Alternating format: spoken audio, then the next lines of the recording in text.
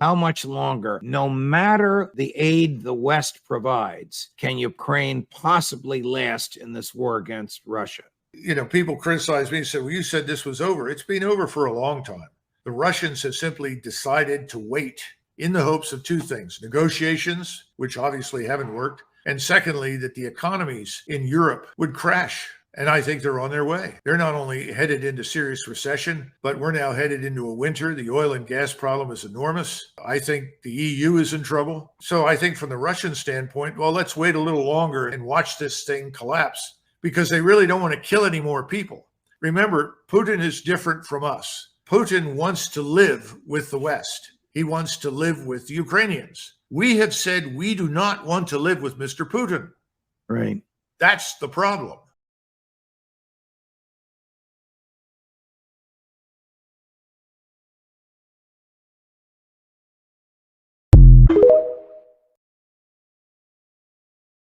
Mr. Stoltenberg, NATO has been vocal in identifying China as a threat.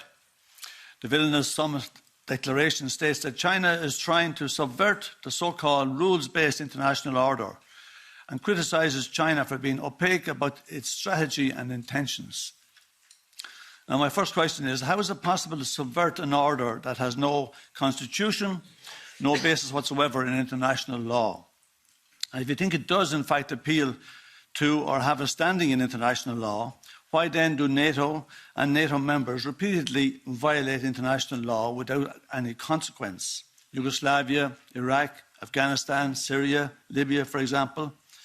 China has not illegally invaded and bombed a sovereign country in over 40 years, while the US and our allies have hardly stopped in the same period, killing millions of civilians, displacing millions more, and illegally sanctioning dozens of countries to the point where tens of thousands of men, women and children are extrajudicially executed each year for simply existing in a country targeted by Western imperialism. Is it not time to return to multilateral international forums based on diplomacy and international law, like China has repeatedly urged the US to do? We don't regard China as an adversary, but we are concerned about the challenges that China poses to our values, to our interests, and to our security. China doesn't share our values. They don't believe in freedom of speech, democratic values, and they have expressed that quite clearly. They crack down on journalists, on opposition, on dissidents across the country. We have seen how they have cracked down on democratic rights in Hong Kong.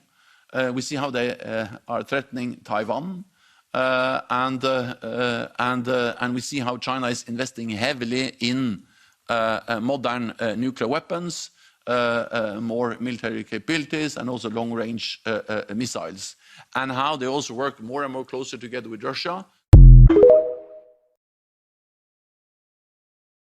Ukraine is sending out letters to these men who fled to other parts of Europe now, saying, we know where you are. Here's a letter. We found you. We know exactly where you are. Come back to fight for us or face arrest. Here's a young Ukrainian man today who just received this letter in the mail. And I'll translate. He says, friends, in short time, I don't know what to do. F word. In short, I just received this letter in his hand. Here it is. It has my photo on the paper. I translated it, he says. It says that Ukraine has sent a request.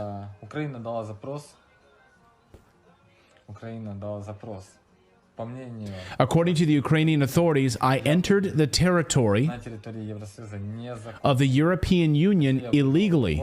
Although I was traveling legally, he says, I entered legally. I didn't buy any certificates. Here, he says, I told you how I left. And it says here, I have to leave the European Union within 2 weeks. I have to leave Europe within 2 weeks. That's it. Otherwise, I'll be forcibly exiled to the territory of Ukraine. I don't even know what to do, he says. Maybe you could tell me in the comments.